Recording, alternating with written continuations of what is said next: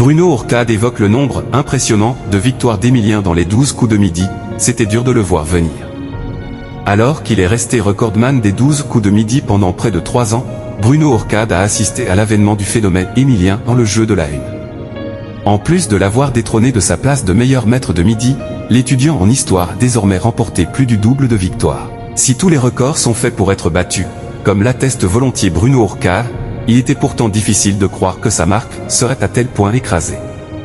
Avec 251 victoires en 252 parties, l'ex-journaliste est resté pendant près de 3 ans sur la plus haute marche du podium des gagnants des 12 coups de midi.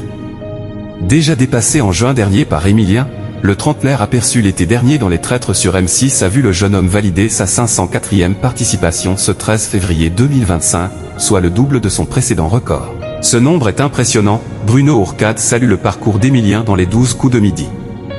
Loin d'être mauvais joueur, celui qui sait que l'émergence du phénomène Emilien ne retire rien à son parcours, était de toute façon prêt à ce que quelqu'un le dépasse. Sauf si l'émission s'arrêtait un jour, plaisante-t-il.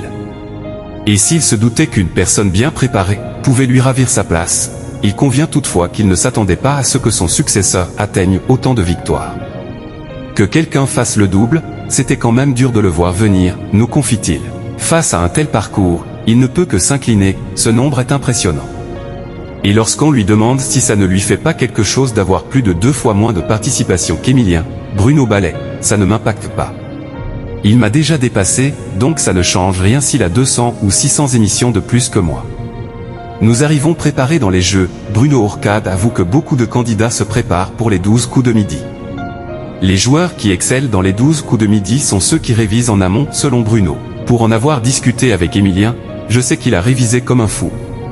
Moi-même, j'avais fait des fiches et j'avais des classeurs de révision. Céline aussi s'était entraînée.